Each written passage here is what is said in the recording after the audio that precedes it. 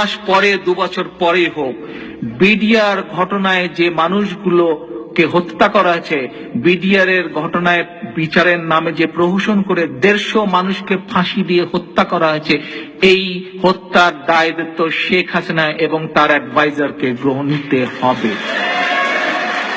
আজ হোক, দুদিন পরেই হোক, হেফাজত ইসলামের যে সকল শয়ে শয়ে হাজার হাজার মানুষকে সেদিন রাতে নির্মমভাবে হত্যা করা হয়েছিল, তার দায় দায়িত্ব শেখ হাসিনাকে নিতেই হবে।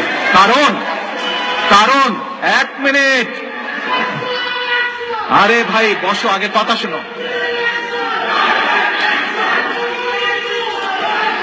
শোনো।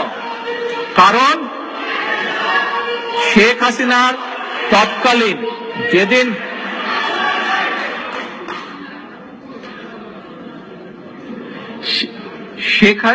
হেফাজত ইসলামের ঘটনা ঘটে, সেই সময় শেখ হাসিনার তথাকথিত যে স্বরাষ্ট্রমন্ত্রী ছিল, যে কি পিলার ঝাঁকা দেয়, যে কি নাম, ওই অবৈধ মন্ত্রী নিজেই বলেছিল যে আমরা সকল কিছু শেখ হাসিনার সরাসরি তত্ত্বাবধানে নির্দেশ পালন করছি।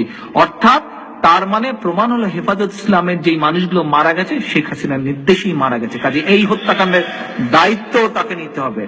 শেখ হাসিনাকে দায়িত্ব নিতে হবে ইলিয়াস আলী গুম হওয়ার।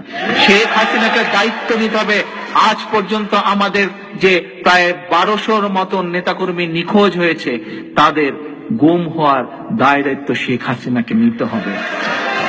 কাজেই শেখ হাসিনা এত সহজে তুমি ছাড় পেয়ে যাবে এটি হতে পারবে না। যেভাবে বাংলাদেশের বুকে যেভাবে শহীদ রাষ্ট্রপতি জিয়াউর রহমান বহুদলীয় গণতন্ত্র চালু করেছিল, বাংলাদেশে বেগম খালেদা জিয়ার নেতৃত্বে বিএনপি, বাংলাদেশ জাতীয়তাবাদী দল যেভাবে গণতন্ত্রের বীজ বপন করেছিল, মানুষের ভোটের অধিকারকে প্রায় প্রতিষ্ঠিত করেছিল, সেই সকল অধিকারকে আজকে শেখ হাসিনা এবং আওয়ামী লীগ এই অধিকারগুলোকে নষ্ট করেছে, ধ্বংস করে দিয়েছে। আজ বাংলাদেশের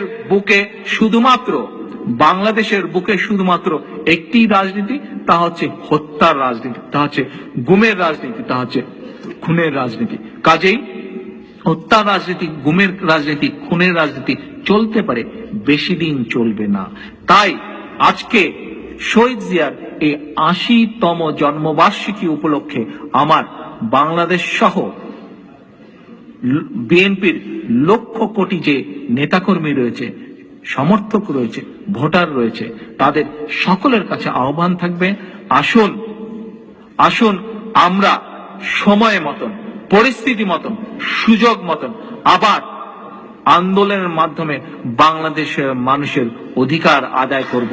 যেভাবে শহীদ জিয়া বাংলাদেশের বুকে বহুদলীয় গণতন্ত্র প্রতিষ্ঠিত করেছিলেন, যেভাবে দেশনেত্রী বেগম খালেদা জিয়া বাংলাদেশের মানুষের ভোটের অধিকার ফিরিয়ে এনেছিলেন, এবার লক্ষ কোটি নেতাকর্মীর দায়িত্ব, লক্ষ কোটি তরুণ প্রজন্মের দায়িত্ব হচ্ছে বাংলাদেশের মানুষের অধিকারকে আবার পুনঃপ্রতিষ্ঠিত করা, এই অবৈধ এই স্বৈরাচার সরকারের হাত থেকে বাংলাদেশের মানুষের স্বাধীনতা, সার্বভৌমত্ব মুক্ত করা।